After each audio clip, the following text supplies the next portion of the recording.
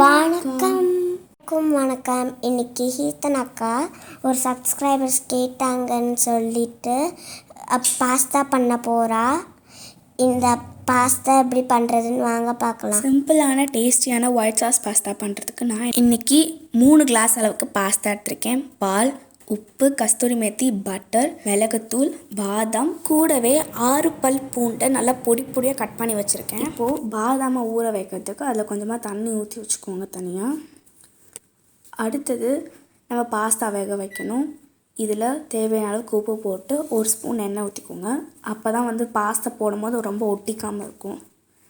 தண்ணி நல்லா கொதிச்சதுக்கப்புறமா pasta add பண்ணிக்கோங்க. பாஸ்தா ஆட் பண்ணிட்டதுக்கப்புறமா இடையில மிக்ஸ் பண்ணிக்கிட்டே இருங்க. அப்போ தான் பாஸ்தா அடி பிடிக்காது. பாஸ்தாவை போட்டு நல்லா மிக்ஸ் பண்ணதுக்கப்புறமா நம்ம சைட்லேயே பாஸ்தாக்கான ஒயிட் சாஸ் ரெடி பண்ண ஆரம்பிச்சிடலாம். பட்டர் போட்டுட்டு அதை நல்லா உருக்கிட்ட பிறகு அதில் கட் பண்ணி வச்ச பூண்டை சேர்த்துக்கோங்க. பாஸ்தான்றது ஒரு இட்டாலியன் டிஷ்ன்றதுனால பூண்டு கண்டிப்பாக தேவை. என்ன வெஜிடபிள்ஸ் போடுறீங்களோ இல்லையோ பூண்டு போட்டுக்கோங்க. பூண்டு நல்லா, அதாவது ரொம்ப டார்க்காக ஆகாமல் கொஞ்சம் அந்த கோல்டன் ப்ரௌன் வந்ததுக்கப்புறமா எடுத்து தனியாக வச்சுக்கோங்க கொஞ்சம் பூண்டை. ஏன்னா நம்ம மேலே கார்னிஷ் பண்ணுறதுக்கு நல்லாயிருக்கும். இப்போது நல்லா ஃப்ரை பண்ண பூண்டு மேலே பால் சேர்த்துக்கோங்க.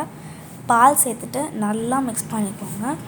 பால் சேர்க்கும் போது அதோட டேஸ்ட் நல்லாயிருக்கும். பட் ஃப்ளேமை ரொம்ப லோவில் வச்சு சேர்த்துக்கோங்க. பாஸ்தா ரெடி ஆகிடுச்சு.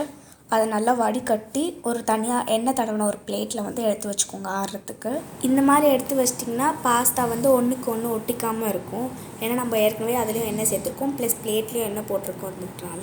எல்லா பாஸ்தாவையும் பிளேட்டுக்கு ட்ரான்ஸ்ஃபர் பண்ணிட்ட அப்புறம் அதை கொஞ்சம் நேரம் ஃபேன் காற்றுல வச்சுக்கோங்க. அப்போ தான் கொஞ்சம் ஆறி இருக்கும். இப்போது நம்ம பாதாம் ஊற வச்சோம் இல்லையா, அதை நல்லா அரைச்சி இந்த பால் கூட சேர்த்துக்கோங்க. நல்லா மிக்ஸ் பண்ணி விடுங்க. இதுக்கும் லோ ஃப்ளேமில் தான் இருக்கணும், ஹை ஃப்ளேமில் வைக்காதீங்க. தேவையான அளவுக்கு உப்பு போட்டு பெப்பர் சேர்த்துக்கோங்க. உப்பும் பெப்பரும் உங்களோட டேஸ்ட்டுக்கு. அதே மாதிரி கஸ்தூரி மேத்தியை நல்லா நசுக்கி அதில் சேர்த்துக்கப்புறமா நல்லா மிக்ஸ் பண்ணிக்கோங்க. இந்த ப்ராசஸ் ரெடி பண்ணிட்ட பிறகு ரொம்ப நேரம் எடுத்துக்காதீங்க. ஏன்னா நம்ம பாஸ்தா போட்டதுக்கப்புறம் இது ரொம்ப கெட்டி ஆகிடும். அதனால நம்ம பாஸ்தாவை முன்கூட்டியே சேர்த்துட்டு அது நல்லா தண்ணியாக இருக்கும் போதே எடுத்து வச்சிடலாம். பாஸ்தா கொட்ட டைம் வந்துடுச்சு. நான் இப்போதைக்கு பாதி பாஸ்தா மட்டும் போடுறேன். இது எங்கள் அப்பா மசாலா பாஸ்தா கேட்டிருந்தாரு, அதனால் கொஞ்சமாக அப்பாவுக்கு எடுத்து வச்சிடுறேன்.